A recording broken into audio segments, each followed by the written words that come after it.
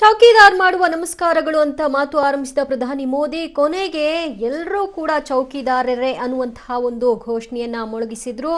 ನಿಮ್ಮ ಮತ ಯಾವ ರೀತಿಯಾಗಿ ಇರಬೇಕು ಅನ್ನೋದನ್ನ ನೀವು ಯೋಚನೆ ಮಾಡಿ ಮತ ಹಾಕಬೇಕು. ನಿಮ್ಮ ಒಂದೊಂದು ಮತವೂ ಕೂಡ ಮೋದಿಯ ಅಕೌಂಟ್ ಈ ಮೂಲಕ ನಾನು ಬೇರೆ ಏನೆಲ್ಲ ಕೆಲಸ ಮಾಡಬೇಕು ಅನ್ನುವಂತಹ ಆಶ್ವಾಸನೆಯನ್ನ ಇಟ್ಕೊಂಡಿದ್ದೀನಿ, ಗುರಿಯನ್ನ ಇಟ್ಕೊಂಡಿದ್ದೀನಿ, ಅದೆಲ್ಲವನ್ನು ಕೂಡ ಈಡೇರಿಸಲಿಕ್ಕೆ ನನಗೆ ಹುಮ್ಮಸ್ಸು ಬರುತ್ತೆ ಅಂತ ಮೋದಿ ಹೇಳಿದ್ರು.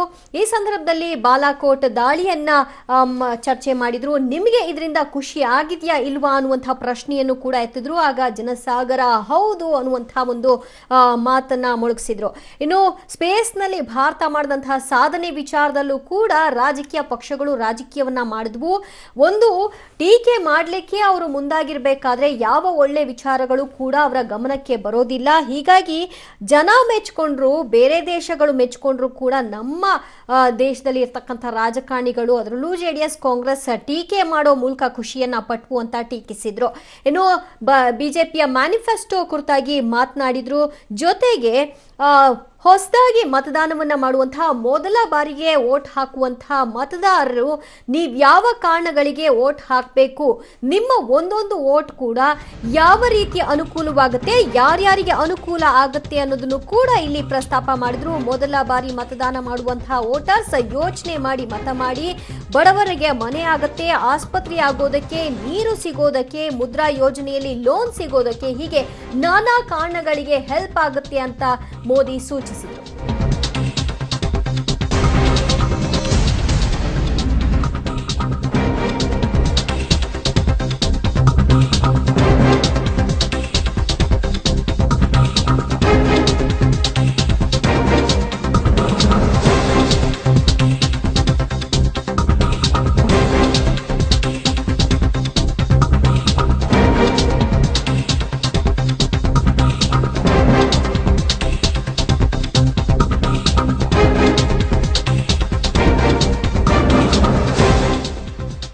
ಚಿತ್ರದುರ್ಗದಲ್ಲಿ ಮುಖ್ಯಮಂತ್ರಿ ಕುಮಾರಸ್ವಾಮಿ ವಿರುದ್ಧ ಪ್ರಧಾನಿ ನರೇಂದ್ರ ಮೋದಿ ವಾಗ್ದಾಳಿಯನ್ನ ನಡೆಸಿದ್ದಾರೆ. ಸಿಎಂ ಪಾಕಿಸ್ತಾನದಲ್ಲಿದ್ದಾರೋ ಅಥವಾ ಭಾರತದಲ್ಲಿದ್ದಾರೋ ಅನ್ನುವಂತಹ ಪ್ರಶ್ನೆ ಹುಟ್ಟು ಹಾಕಿದೆ.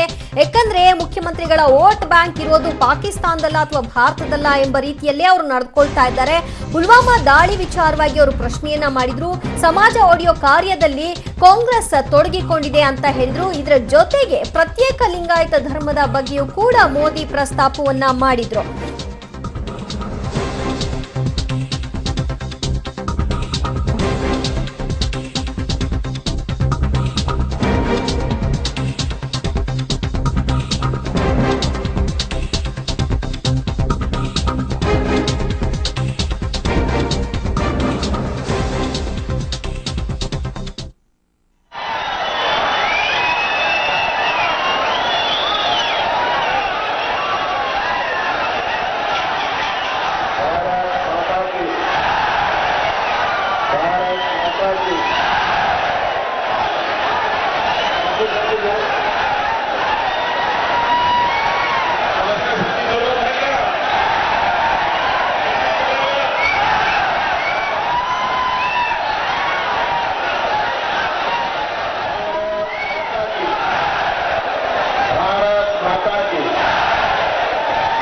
ಚಿತ್ರದುರ್ಗ, ತುಮಕೂರು ಮತ್ತು ದಾವಣಗೆರೆ ಕ್ಷೇತ್ರದ ಆತ್ಮೀಯ ನಾಗರಿಕ ಬಂಧು ಭಗಿನಿಯರೇ, ಎಲ್ಲರಿಗೂ ನಿಮ್ಮ ಚೌಕಿದಾರ್ ನರೇಂದ್ರ ಮೋದಿ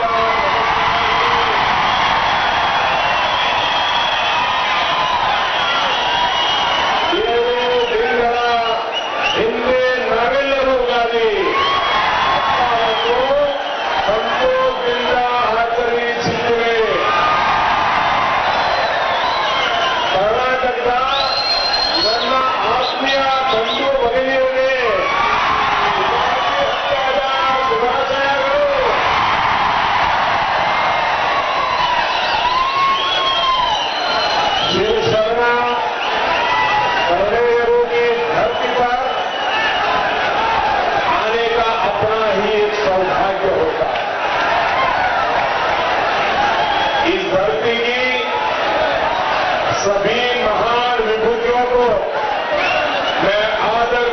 नमन करता हूं।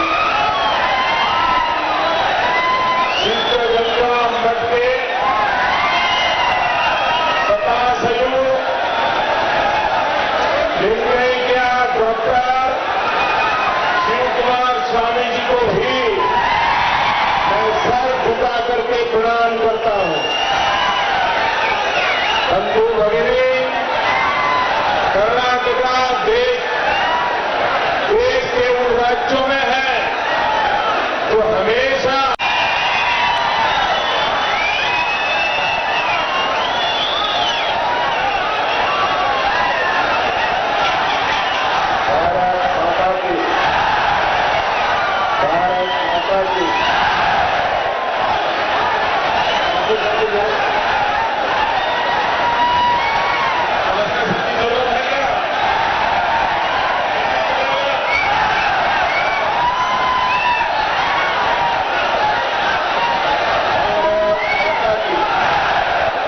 भारत माता की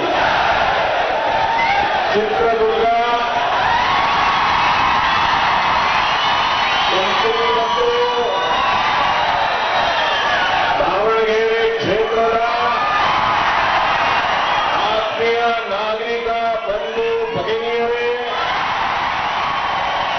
ನಿಮ್ಗೆಲ್ಲರಿಗೂ ನಿಮ್ಮ ಚೌಕಿದಾರ್ ನರೇಂದ್ರ ಮೋದಿ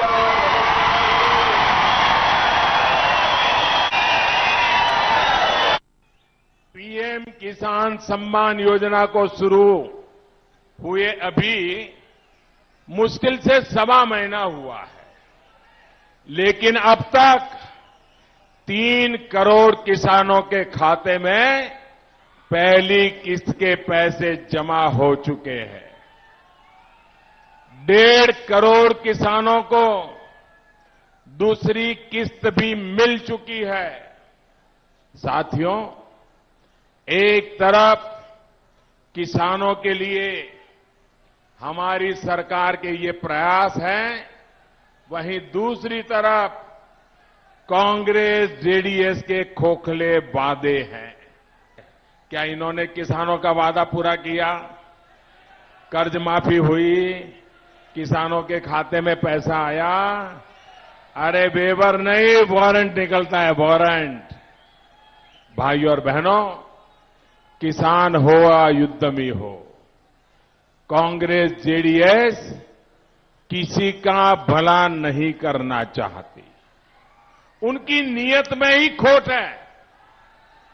कांग्रेस जेडीएस की नीयत किसान हित की होती तो कर्नाटका का मैनचेस्टर दावणगेरे कभी बेहाल नहीं होता। कभी ये लिंगायत समाज को बांटने की कोशिश करते हैं, कभी वोकालिंगा के खिलाफ लोगों को भड़काते हैं। कांग्रेस के अपने नेताओं ने ये स्वीकार किया है कि बेंगलुरु से लेकर दिल्ली तक विभाजन का कैसा खेल खेला जाए। ಈ ಬಗ್ಗೆ ಮಾತನಾಡಲಿಕ್ಕೆ ನಮ್ಮ ಜೊತೆಗೆ ಜೆಡಿಎಸ್ನ ಶರವಣ ಅವರು ದೂರವಾಣಿ ಸಂಪರ್ಕಕ್ಕೆ ಬಂದಿದ್ದಾರೆ. ಶರವಣ ಅವರೇ, ಈ ಸಂದರ್ಭದಲ್ಲಿ ಪ್ರಧಾನಿ ನರೇಂದ್ರ ಮೋದಿ ಅವರು ಒಂದು ಮಾತನಾಡೋ ಮೂಲಕ ಮುಖ್ಯಮಂತ್ರಿಗಳ ವೋಟ್ ಬ್ಯಾಂಕ್ ಪಾಕಿಸ್ತಾನದಲ್ಲಿದ್ಯಾ ಅಥವಾ ಭಾರತದಲ್ಲಿದ್ಯಾ ಅಂತ ಪ್ರಶ್ನಿಸ್ತಾರೆ. ನೋಡಿ, ಸನ್ಮಾನ್ಯ ಪ್ರಧಾನಮಂತ್ರಿಗಳು ಮತ್ತೆ ಬಿಜೆಪಿ ಅವರು ಇವರು ಮಾತ್ರ ಈ ದೇಶವನ್ನ ಗುತ್ತಿಗೆ ತಗೊಂಡಿರೋ ತರ ಮಾತನಾಡ್ತಾ ಇದ್ದಾರೆ. ಬಹುಶಃ ಹಿಂದೂಗಳೆಲ್ಲ ದೇಶ ಕಾಯೋರು, ವೋಟ್ ಹಾಕಿ, ಈ ದೇಶಕ್ಕೋಸ್ಕರ ವೋಟ್ ಹಾಕಿ, ನಾವು ಯಾರು ಕ್ಯಾಂಡಿಡೇಟ್ ನ ನೋಡೋದು ಬೇಡ ಅಂತ ಹೇಳೋದು ಮೂಲಕ ಇವತ್ತು ಹಿಂದೂ ಸಮಾಜವನ್ನ ಗುತ್ತಿಗೆ ತಗೊಂಡಿರೋ ತರ ಹೇಳಿರತಕ್ಕಂಥದ್ದು. ಬಹುಶಃ ಯಾರು ಪುಲ್ವಾಮಾ ದಾಳಿ ವಿಷಯದಲ್ಲಿ ಸಾಕ್ಷ್ಯ ಕೇಳಿದ್ರಲ್ಲ, ಬಾಲಾಕೋಟ್ ವಿಷಯದಲ್ಲಿ ಸಾಕ್ಷಿ ಕೇಳಿದ್ರಲ್ಲ, ಆ ವಿಷಯಕ್ಕೆ ಹೇಳಿದ್ದವರು. ಅಲ್ಲ, ಗೊತ್ತಾಯ್ತು. ಕಳೆದ 2 ವರ್ಷಗಳ ಹಿಂದೆ ಯಾವ್ದೋ ಒಬ್ಬ ನಿವೃತ್ತ ಯೋಧ ಬಂದು ಸನ್ಮಾನ್ಯ ಕುಮಾರಸ್ವಾಮಿ ಅವರ ಹತ್ರ ಬಂದು ಊಟಕ್ಕೆ ಕೂತ್ಕೊಂಡಾಗ ಅವ್ರು ಚರ್ಚೆ ಮಾಡ್ತಾ ಇದ್ದ. ನೋಡಿ, ಚುನಾವಣೆ ಸಂದರ್ಭದಲ್ಲಿ ಬಿಜೆಪಿ ಅವರು ಇಂಥ ಕೆಲಸವನ್ನ ಮಾಡ್ತಾರೆ, ಈ ತರ ಒಂದು ಯುದ್ಧ ಮತ್ತೆ ದೇಶ ಕಾಯೋರು ಅಂತ ಹೇಳಿ ಒಂದು ಗಿಮಿಕಿನ ಮಾಡ್ತಾರೆ. ಅದನ್ನ ನನಗೆ 2 ವರ್ಷ ಮುಂಚೆನೆ ಒಬ್ರು ಯೋಧರು ಬಂದು ನನ್ನ ಹತ್ರ ಸೈನಿಕರು ನನ್ನ ಅದೇ ಈಗ ಜನ ಕೇಳ್ತಾ ಇರೋದು ಸರ್, 2 ವರ್ಷದ ಹಿಂದೆನೆ ಹೇಳಿದಿದ್ರೆ ಆ 2 ವರ್ಷದ ಹಿಂದೆನೆ ಮುಖ್ಯಮಂತ್ರಿಗಳು ಬಹಿರಂಗವಾಗಿ ಈ ವಿಷಯವನ್ನ ಪ್ರಸ್ತಾಪ ಮಾಡ್ಬಿಟ್ಟಿದ್ರೆ ಎಸ್ ಅವ್ರು ಅವತ್ತು ಹೇಳಿದ್ರು ಇವತ್ತಾಗಿದೆ ಅಂತ ಅನ್ಕೊಳ್ತಿದ್ರು. ಆದ್ರೆ ಅದ್ ಯಾವ್ದು ಸ್ಟೇಟ್ಮೆಂಟೇ ಕೊಡ್ದಿರ ಸಡನ್ ಆಗಿ ಹೇಳಿದ್ರೆ ಯಾರು ನಂಬ್ತಾರೆ? ಈಗ 2 ವರ್ಷ ಹಿಂದಕ್ಕೆ ಒಬ್ಬ ಸೈನಿಕರು ಹೇಳಿರತಕ್ಕಂಥದನ್ನ ನಾವು ಬಹಿರಂಗವಾಗಿ ಹೇಳಲಿಕ್ಕೆ ಆಗಲ್ಲ. ಅಲ್ಲ, ಹೆಸರು ಬಹುಶಃ ಹಾದಿಯಲ್ಲಿ ಇಂಥದ್ದೊಂದು ಮಾಹಿತಿ ಇದೆ ಅಂತ ಹೇಳ್ಬೋದಿತ್ತು. ಯಾಕಂದ್ರೆ ಒಂದ್ ಸೇಫ್ ಗಾರ್ಡ್ ಅಲ್ವಾ ಅದು, ನಿಮ್ಮ ಅಸ್ತ್ರ ಅಂತ ನೀವೇ ಯಾಕೆ ಅನ್ಕೋಬಾರ್ದು ಇದನ್ನ? ಅಲ್ಲ ಇರ್ಬೋದು, ಬಟ್ ಮುಖ್ಯಮಂತ್ರಿಗಳು ಏನ್ ಚರ್ಚೆ ಮಾಡಿದಾರೆ ಅದನ್ನ ಇವತ್ತು ಹೇಳಿರತಕ್ಕಂಥದ್ದು. ಹಾಗಂತೇಳಿ ಅವ್ರೇನ್ ಪಾಕಿಸ್ತಾನದಲ್ಲಿದ್ದಾರೆ ಸರ್, ಐಟಿ ದಾಳಿ ವಿಷಯವಾಗಿ ಐಟಿ ದಾಳಿ ನಡೆಯುತ್ತೆ, ಇಷ್ಟು ಜನ ಬರ್ತಾ ಇದ್ದಾರೆ ಅಂತ ಹೇಳೋಕೆ ಗೊತ್ತಾಗುತ್ತೆ ಮುಖ್ಯಮಂತ್ರಿಗಳಿಗೆ. ಆದ್ರೆ ದೇಶದ ಭದ್ರತೆ ವಿಷಯದಲ್ಲಿ ನಾಳೆ ಹಿಂಗೊಂದು ಮಾಡಕ್ಕಿದ್ದಾರೆ ಇವರು ಅನ್ನೋದನ್ನ ಹೇಳಕ್ ಆಗ್ತಿರ್ಲಿಲ್ವಾ? ಅದನ್ನ ಬಹಿರಂಗ ಪಡಿಸ್ಲಿಕ್ಕೆ ಯಾಕೆ ಅಂಜಿಕೆ? ದೇಶದ ಹಿತವನ್ನ ಕಾಪಾಡೋ ಹಾದಿಯಲ್ಲಿ ಭದ್ರತೆ ವಿಚಾರ ಬಂದಾಗ ಪಕ್ಷಾತೀತವಾಗಿ ನಾವೆಲ್ಲರೂ ಕೂಡ ಒಂದಾಗ್ತೀವಿ, ಒಟ್ಟಾಗ್ತೀವಿ. ಅದ್ರಲ್ಲಿ ಎರಡನೇ ಮಾತಲ್ಲ. ಬಟ್ ಈಗ ಜನರಿಗೆ ಉಟ್ಕೊಂಡಿರೋದು ಅದೇ ಪ್ರಶ್ನೆ ಅಲ್ವಾ ಸರ್? ದೇಶದ ಭದ್ರತೆ ವಿಷಯದಲ್ಲಿ ಇವರೆಲ್ಲರೂ ಕೂಡ ಪ್ರಶ್ನೆ ಮಾಡ್ಬಿಟ್ರು, ಟೀಕೆ ಮಾಡ್ಬಿಟ್ರು. ಹಾಗಾಗಿ ಇವರೆಲ್ಲ ಪಾಕಿಸ್ತಾನ್ ಸಪೋರ್ಟರ್ಸ್ ಅಂತಾನೆ ಜನ ಮಾತಾಡ್ತಿರೋದಲ್ವಾ ಈಗ? ಇಲ್ಲ ಇಲ್ಲ ಇಲ್ಲ, ಆ ಪ್ರಶ್ನೆನೇ ಬರಲ್ಲ. ಯಾಕಂದ್ರೆ ಸನ್ಮಾನ್ಯ ನರೇಂದ್ರ ಮೋದಿ ಅವರು ಬಂದು ಇವತ್ತು ಎಲ್ಲಾ ಮಾಡಿದ್ದಾರೆ ಅನ್ನೋದು ಸುಳ್ಳು. ಇಂದಿರಾ ಗಾಂಧಿ ಅವರಿದ್ದಾಗ ಕೂಡ ಯುದ್ಧ ಆಗಿದೆ, ಸನ್ಮಾನ್ಯ ವಾಜಪೇಯಿ ಅವರಿದ್ದಾಗ ಕೂಡ ಕಾರ್ಗಿಲ್ ಯುದ್ಧ ಆಗಿದೆ. ಈ ತರ ಅನೇಕ ನಾಯಕರುಗಳಿದ್ದಾಗ ಎಲ್ಲಾ ಮಾಡಿದ್ದಾರೆ. ಸನ್ಮಾನ್ಯ ದೇವೇಗೌಡರು ಪ್ರಧಾನಮಂತ್ರಿ ಇದ್ದಾಗ ಯಾವ ಒಂದು ಪ್ರಧಾನಮಂತ್ರಿ ಹೋಗಿ ಕಾಶ್ಮೀರಲ್ಲಿ ಶಾಂತಿಯುತವಾಗಿ ಅಲ್ಲಿ ಎಲ್ಲವನ್ನ ಕೂಡ ನಿಭಾಯಿಸುವಂತ ವ್ಯವಸ್ಥೆಯನ್ನ ಮಾಡಿದ್ದಾರೆ. ಬಹುಶಃ ಅದರಿಂದ ಅವತ್ತೇ ಎಲ್ಲ ಸರಿಪಡಿಸ್ಬಿಟ್ಟಿದ್ದೆ ಆಗಿದ್ರೆ ಈಗ ಯಾಕೆ ಅದು ಮುಂದುವರಿತು? ಯಾವುದು ಕಾಶ್ಮೀರದಲ್ಲಿ ಶಾಂತಿ ನೆಲೆಸಿದ್ರು, ಅದ್ರ ವಿಷಯವಾಗಿ ಮಾತನಾಡಿದ್ರು ಅನ್ನೋದೇ ಆಗಿದ್ರೆ ಈಗ ಅದ್ ಯಾವ್ದು ಕೂಡ ಈಗ ಹಾಗೆ ಉಳ್ಕೊಂಡ್ಬಿಟ್ಟಿದ್ಯಾ? ಶಾಂತಿ ನೆಲೆಸಿದ್ಯಾ ಅಲ್ಲಿ? ನೋಡಿ, 1996 ವಿಚಾರ ನಾನು ಮಾತನಾಡ್ತಾ ಇರೋದು. ಅವ್ರ ಹಿಂದೆ ಇದ್ದಿರತಕ್ಕಂತ ಪ್ರಧಾನಮಂತ್ರಿಗಳು ಮಾಡ್ತಿರತಕ್ಕಂತ ಕೆಲಸವನ್ನ ಸನ್ಮಾನ್ಯ ದೇವೇಗೌಡರು ಮಾಡಿರತಕ್ಕಂಥದನ್ನ ನಾನು ಹೇಳ್ತಾ ಇದ್ದೀನಿ. ಇವತ್ತು ಕೂಡ ಏನ್ ಎಲ್ಲ ಯಾರೇ ಪ್ರಧಾನಮಂತ್ರಿ ಆಗಿರ್ಲಿ ಆ ಕೆಲಸವನ್ನ ಮಾಡ್ಲೇಬೇಕು, ಜವಾಬ್ದಾರಿ ಇದ್ದೇ ಇರುತ್ತೆ. ಯಾರು ಬೇಕಾದ್ರೆ ಮಾಡ್ಲೇಬೇಕು. ದೇಶವನ್ನ ಹೇಳ್ಕೊಳ್ತಾರೆ ಬಿಡಿ, ಹಂಗಿದ್ರೆ ಏನ್ ಪ್ರಾಬ್ಲಮ್? ಯಾವ್ದೇ ಪ್ರಧಾನಿ ಮಾಡ್ಬೇಕು ಅನ್ನೋದಾದ್ರೆ ಮಾಡಿದನ್ನ ಹೇಳ್ಕೊಳ್ತೀನಪ್ಪ. ಅಲ್ಲಲ್ಲ, ಈಗ ಮಾಡಿದನ್ನ ಹೇಳ್ಕೊಳ್ಳಿ. ಹಾಗಂತೇಳಿ ಅದನ್ನ ಚುನಾವಣೆಗೋಸ್ಕರನೇ ಇವತ್ತು ಆಗ್ಲೇ ಯಡಿಯೂರಪ್ಪನವ್ರು ಹೇಳಿದ್ರು, ಒಲವಮ್ಮ ಯುದ್ಧ ಆಗಿದೆ, ನಾವು ಇದರಿಂದ ನಾವು 22-24 ಸೀಟ್ಗಳನ್ನ ಪಡ್ಕೋತೀವಿ, ಇದು ನಮಗೆ ಒಳ್ಳೇದಾಗಿದೆ ನಮ್ಮ ಪಕ್ಷಕ್ಕಂತೇಳಿ ಇವರು ಯಾವ ತರ ಡಂಗೂರ ಬಾರಿಸಿದ್ರು. ಅದನ್ನ ದೇಶ ಕಾಯುವ ವಿಷಯದಲ್ಲಿ ಪ್ರಧಾನಿ ಹೇಳ್ಕೊಳ್ತಾರೆ ಅನ್ನುವಾಗ್ಲೂ ಟೀಕೆಗಳನ್ನ ಮಾಡಿದ್ರು, ಅದನ್ನ ಚುನಾವಣಾ ಸಂದರ್ಭದಲ್ಲಿ ಮಾಡ್ಕೊಂಡ್ರು ಅಂತ. ಹಾಗಾದ್ರೆ ಅಂಬರೀಷ್ ಅವರು ನಿಧನರಾದ್ರು, ಅವರನ್ನ ನಾವು ಮಂಡ್ಯಕ್ಕೆ ತಗೊಂಡ್ ಬಂದ್ವಿ, ಅವರ ಅಂತ್ಯ ಸಂಸ್ಕಾರದಲ್ಲಿ ಕುಮಾರಸ್ವಾಮಿ ಅವರು ಸ್ವಂತ ತಮ್ಮನ ರೀತಿಯಾಗಿ ಕೆಲಸ ಮಾಡಿದ್ರು, ಈ ತರ ಎಲ್ಲ ಹೇಳ್ಕೊಳ್ತಿದ್ರಲ್ಲ, ಇದನ್ನೆಲ್ಲ ಹೇಳ್ಕೊಬಹುದು ಹಾಗಾದ್ರೆ ಚುನಾವಣಾ ಸಂದರ್ಭದಲ್ಲಿ? ಅಲ್ಲಲ್ಲ ನೋಡಿ, ನಮ್ಮನ್ನ ಅಂಬರೀಷ್ ವಿರೋಧಿ ಅಂತ ಹೇಳಿ ಏನು ಫೇಸ್ಬುಕ್ ಸೋಷಿಯಲ್ ಮೀಡಿಯಾಗಳಲ್ಲಿ ಏನ್ ಬಿಂಬಿಸ್ತಾ ಇದಾರಲ್ಲ, ಅದಕ್ಕೋಸ್ಕರ ನಾನು ಕೂಡ ಕಣ್ಣೀರ್ ಹಾಕಿದ್ದೀನಿ.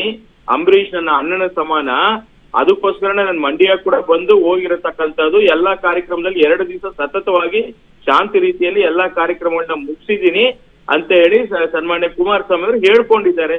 ಬಹುಶಃ ಮಂಡ್ಯದ ಜನ ಅದಕ್ಕೆ ಸಾಕ್ಷಿಯಾಗಿದ್ದಾರೆ. ಅದನ್ನ ಹೇಳ್ಕೊಳ್ಳೋ ಅದೇನ್ ತಪ್ಪಿಲ್ಲ. ಯಾಕಂದ್ರೆ ನೀವು ವಿರೋಧಿಂತ ನೀವು ಯಾವಾಗ ಬಿಂಬಿಸ್ತಿದ್ದೀರಿ, ಅಂಬರೀಷ್ ಒಂದು ಬಾಂಧವ್ಯ ಯಾವ ತರ ಇತ್ತು, ಬಾಂಡಿಂಗ್ ಯಾವ ತರ ಇತ್ತು ಅಂತ ಹೇಳಿ ಇವತ್ತು ಹೇಳ್ಕೊಂಡಿದ್ದಾರೆ. ಅದರಿಂದ ತಪ್ಪೇನಿದೆ? ಅದು ದೇಶಕ್ಕೆ ನಾವು ಕೆಲವು ಗುಪ್ತ ಮಾಹಿತಿಗಳು ಇರುತ್ತೆ, ಅದನ್ನು ಎಲ್ಲಿ ಯಾವ ತರ ರಾಜಕೀಯವಾಗಿ ಅದನ್ನ ಬಳಕೆ ಮಾಡಬಾರದು. ಸೋರ್ಸ್ ಆಫ್ ಇನ್ಫಾರ್ಮೇಶನ್ ನೀವೇ ಹೇಗೆ ಹೇಳ್ತಿದಿರೋ ಹಾಗೆ ಜನನು ಕೂಡ ಹೇಳ್ತಿರೋದಲ್ವಾ, ಪಾಕಿಸ್ತಾನಕ್ಕೆ ತಕ್ಕ ಪಾಠ ಕಲಿಸುವಂತಹ ಒಬ್ಬ ಪ್ರಧಾನಿ ಬೇಕಿತ್ತು. ಸೊ ಆ ನಿಟ್ಟಿನಲ್ಲಿ ಇವರು ಕೆಲಸ ಮಾಡಿದ್ದಾರೆ, ದೇಶಕ್ಕೆ ಆ ರಕ್ಷಣೆಯನ್ನ ನೀಡುವಂತಹ ಕೆಲಸವನ್ನ ಮಾಡಿದ್ದಾರೆ. ಇದು ರಾಜಕೀಯ ನಿಲುವು. ಇದ್ರಲ್ಲಿ ನೀವೇನ್ ತಪ್ಪನ್ನು ಹುಡ್ಕೋಕ್ ಹೋಗ್ತಾ ಇದ್ದೀರಿ ಅಂತಾನೆ ಜನ ಕೇಳ್ತಿರೋದು. ಅಲ್ಲಲ್ಲ ನೋಡಿ, ನಾನು ಅದನ್ನೇ ಹೇಳಿದೆ, ತಪ್ಪು ಹುಡುಕೋ ಪ್ರಶ್ನೆ ಇಲ್ಲ. ದೇಶವನ್ನ ರಕ್ಷಣೆ ಮಾಡುವಂತ ಕೆಲಸ ಪ್ರತಿಯೊಬ್ಬ ಭಾರತೀಯನು ಕೂಡ ಇರತಕ್ಕಂಥದ್ದು. ಅದರಲ್ಲಿ ಆ ಸ್ಥಾನದಲ್ಲಿ ಕೂತಿರತಕ್ಕಂತ ಒಬ್ಬ ಪ್ರಧಾನಮಂತ್ರಿ ಈ ತರ ಬಹಿರಂಗವಾಗಿ ಕೆಲವು ಮಾಹಿತಿಗಳನ್ನ ರಾಜಕೀಯಕ್ಕೋಸ್ಕರ ಏನ್ ಬಳಕೆ ಮಾಡ್ಕೊತಾ ಇದ್ದಾರೆ, ಅದು ಚುನಾವಣೆ ಸಂದರ್ಭದಲ್ಲಿ ಇದು ಅವಶ್ಯಕತೆ ಇಲ್ಲ ಅನ್ನೋದು ನನ್ನ ಪ್ರಶ್ನೆ. ಮಾತನಾಡಿದ್ದು ಮೋದಿ ಅವರು ಬಾಲಾಕೋಟ್ ದಾಳಿ ಆದ್ಮೇಲೆ ಎಲ್ಲರೂ ಖುಷಿ ಪಟ್ರು, ಆದ್ರೆ ಕಾಂಗ್ರೆಸ್ ಜೆಡಿಎಸ್ ಖುಷಿ ಪಡ್ಲಿಲ್ಲ. ಬದಲಾಗಿ ಅದಕ್ಕೆ ಪ್ರಶ್ನೆಗಳನ್ನ ಮಾಡಿದ್ರು, ಟೀಕೆ ಮಾಡಿದ್ರು. ನನ್ನ ಹಿಂದೆ ಬೀಳೋದು, ಅವ್ರಿಗೆ ರಾಜಕೀಯ ಮಾಡೋದು ಇದೇನ್ ಚಾಳಿ ಆಗ್ಬಿಟ್ಟಿದೆ ಅಂತಲೇ ಅವ್ರು ಹೇಳಿದ್ದು. ನೋಡಿ, ಇದೇ ಪ್ರಧಾನಮಂತ್ರಿಗಳು ರೈತರ ಸಾಲ ಮನ್ನಾ ವಿಚಾರದಲ್ಲಿ ನಮ್ಮ ಮುಖ್ಯಮಂತ್ರಿಗಳ ಬಗ್ಗೆ ಯಾವ ತರ ಲೇವಡಿ ಮಾಡಿದ್ದಾರೆ ಅನ್ನೋದು ಕೂಡ ಈ ರಾಜ್ಯದ ಜನರು ನೋಡಿದ್ದಾರೆ.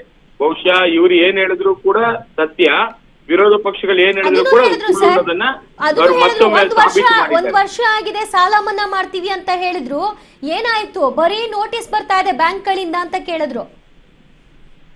ನೋಡಿ, 46,000 ಕೋಟಿ ಸಾಲ ಮನ್ನಾ ಮಾಡಿ 5 ವರ್ಷದಲ್ಲಿ ಡಿವೈಡ್ ಮಾಡಿ ಪ್ರತಿಯೊಂದು ಬಜೆಟ್ ಕೂಡ ಮೀಸಲಿಟ್ಟು ಈಗ 13,000 ಕೋಟಿ 40 ಲಕ್ಷ ರೈತರಿಗೆ ಏನು ಮಾಡಬೇಕು ಅಂತ ಹೇಳಿ ಕಾರ್ಯಕ್ರಮ ತಂದಿದ್ದಾರೆ. ಅದು ಮಾಡಿದ್ದಾರೆ. ಅದನ್ನ ನೀವು ಎಲ್ಲಿ ಬೇಕಾದ್ರೆ ಚೆಕ್ ಮಾಡ್ಕೊಳ್ಳಿ. ಅದನ್ನು ಬಿಟ್ಬಿಟ್ಟು ಪ್ರಧಾನಮಂತ್ರಿ ಬಾಯಿಂದ ಇಡೀ ರಾಜ್ಯದ ರೈತರಿಗೆ ಅಪಮಾನ ಮಾಡ್ತಾ ಇದ್ದಾರೆ. ಇವತ್ತು ಅವರು ಒಂದು ಬಿಡುಗಾಸನ್ನ ಕ್ಲಿಯರ್ ಮಾಡಿಲ್ಲ. ಕೇಂದ್ರೀಕೃತ ಬ್ಯಾಂಕ್ಗಳು ಇರತಕ್ಕಂಥ ಸಾಲ ಮನ್ನಾ ಮಾಡಕ್ಕೆ ಮುಖ್ಯಮಂತ್ರಿಗಳು 4 ಬಾರಿ ಭೇಟಿ ಮಾಡಿದ್ದಾರೆ. ಹಿಂದಿನ ಮುಖ್ಯಮಂತ್ರಿ ಆಗಿದ್ದ ಸಿದ್ದರಾಮಯ್ಯನವರು ಭೇಟಿ ಮಾಡಿದ್ದಾರೆ. ₹1 ಕರ್ನಾಟಕದಿಂದ ಇವ್ರ ಕೊಡುಗೆ ಏನು ಅದನ್ನ ನಾನು ಕೇಳ್ತಾ ಇರತಕ್ಕಂಥದ್ದು. ಮಹದಾಯಿ ವಿಚಾರ ಏನಾದ್ರು ಇತ್ಯರ್ಥ ಮಾಡಿದ್ರಾ? ಕಳಸಾ ಬಂಡೂರಿ ಮಾಡಿದ್ರಾ? ಕಾವೇರಿ ವಿಚಾರದಲ್ಲಿ ಏನಾದ್ರು ಸಹಾಯ ಮಾಡಿದ್ರಾ? ಯಾವುದಕ್ಕೂ ಏನೂ ಮಾಡಿಲ್ಲ. ಕರ್ನಾಟಕದಲ್ಲಿ 17 ಜನ ಸಂಸದರನ್ನ ನಮ್ಮ ರಾಜ್ಯದ ಜನ ಆಯ್ಕೆ ಮಾಡಿ ಕಳಿಸಿದ್ರು. ಸನ್ಮಾನ್ಯ ಮೋದಿ ಅವ್ರ ಮುಂದೆ ಪ್ರಶ್ನೆ ಕೇಳಕ್ಕೂ ಕೂಡ ಅವ್ರಿಗೆ ಧೈರ್ಯ ಇಲ್ಲ. ಅಂತ ಪರಿಸ್ಥಿತಿಯಲ್ಲಿ ನಮ್ಮ ರಾಜ್ಯದ ಜನ ಇದ್ದಾರೆ. ಅದರಿಂದ ನಾನು ಕೇಳೋದು ಇಷ್ಟೇ, ಇವತ್ತು ನೀವು ಯಾವುದೇ ತರ ಕರ್ನಾಟಕಕ್ಕೆ ಕೊಡುಗೆಗಳು ಕೊಟ್ಟಿದ್ರೆ ಇವತ್ತು ನೀವು ಬಂದು ಈ ತರ ಪ್ರಶ್ನೆ ಕೇಳಕ್ಕೆ ನಿಮ್ಗೂ ಕೂಡ ಮಾರಲ್ ರೈಟ್ ಇರ್ತಾ ಇತ್ತು. ಆ ನೈತಿಕತೆಯನ್ನು ಯಾರು ಕೂಡ ಜೆಡಿಎಸ್ ಮತ್ತು ಕಾಂಗ್ರೆಸ್ ನಲ್ಲಿ ಏನೆಲ್ಲ ಕಚ್ಚಾಟಗಳು ನಡೀತಾ ಇದೆ ಇದನ್ನು ಕೂಡ ಅವರು ಪ್ರಸ್ತಾಪಿಸ್ತಾರೆ. ಎರಡು ರಾಜಕೀಯ ಪಕ್ಷಗಳು, ಎರಡು ಸೋತ ರಾಜಕೀಯ ಪಕ್ಷಗಳು ಎರಡು ಕೂಡ ಒಂದಾಗಿ ಅಧಿಕಾರವನ್ನ ನಡೆಸ್ತಾ ಇದ್ದಾರೆ. ಈ ಸಂದರ್ಭದಲ್ಲಿ ಏನಾಗ್ತಾ ಇದೆ ಅನ್ನೋದನ್ನು ಗಮನಿಸಿ ಅಂತ ಹೇಳ್ತಾರೆ. ನೋಡಿ, ವಿರೋಧ ಪಕ್ಷವಾಗಿ ಅಧಿಕೃತ ವಿರೋಧ ಪಕ್ಷ ಅವ್ರ ಜವಾಬ್ದಾರಿನ ಮರೆತು ಸನ್ಮಾನ್ಯ ಕುಮಾರಸ್ವಾಮಿ ಅವರ ಅಧಿಕಾರಕ್ಕೆ ಬಂದಾಗಿಂದ ಇವತ್ತುವರೆಗೂ ಆಪರೇಷನ್ ಕಮಲ ಸರ್ಕಾರ ಬಿದ್ದೋಗಿತ್ತೆ, ಇನ್ನೇನೋ ಮುಹೂರ್ತ ಫಿಕ್ಸ್ ಮಾಡ್ಕೊಂಡು ನಾಳೆ ಸಿಹಿ ಸುದ್ದಿ ಕೊಡ್ತೀನಿ ಅಂತ ಹೇಳಿ ಜನರಿಗೆ ಏನು ಒಳ್ಳೆ ಮನರಂಜನೆ ಮೇ ಆದ್ಮೇಲೆ ನೋಡಿ ಮತ್ತೆ ಸರ್ಕಾರ ರಚನೆ ಮಾಡಿತ್ತು ಅಂತ ಹೇಳಿ ಎಲ್ಲೋ ಒಂದ್ ಕಡೆ ನಿಕ್ಕಿ ಮೋಜ ಇರಲ್ವಾ, ನಿಕ್ಕಿ ಮೋಜ ಬೊಂಬೆ ಆಟ ಆ ತರ ಇವತ್ತು ಬೀದಿಯಲ್ಲಿ ಮಾತಾಡ್ಕೊಂಡು ಬರ್ತಾ ಇದ್ದಾರೆ. ಸೋತ ರಾಜಕೀಯ ಪಕ್ಷದಲ್ಲಿ ಡಜನ್ ಗಟ್ಲೆ ಹೈಕಮಾಂಡ್ಗಳಿದ್ದಾರೆ. ಹೈಕಮಾಂಡ್ ಅಂತಂದ್ರೆ ಜನರಾಗಿರ್ಬೇಕು, ಆದ್ರೆ ಎರಡು ಸೋತ ರಾಜಕೀಯ ಪಕ್ಷದಲ್ಲಿ ಡಜನ್ ಗಟ್ಲೆ ಹೈಕಮಾಂಡ್ ಇದ್ದಾರೆ ಅಂತ ಪ್ರಸ್ತಾಪಿಸ್ತಾರೆ. ಇವರಲ್ಲಿ ಏನ್ ಕಮ್ಮಿ ಇದ್ರ? ಇವರ ಈ ರಾಷ್ಟ್ರವನ್ನ ಕಟ್ಟಿರತಕ್ಕಂತ ಈ ರಾಷ್ಟ್ರದ ಬಿಜೆಪಿಯ ಪಿತಾಮಹ ಅವರನ್ನೇ ಸೈಡ್ ಲೈನ್ ಮಾಡಿದ್ರು.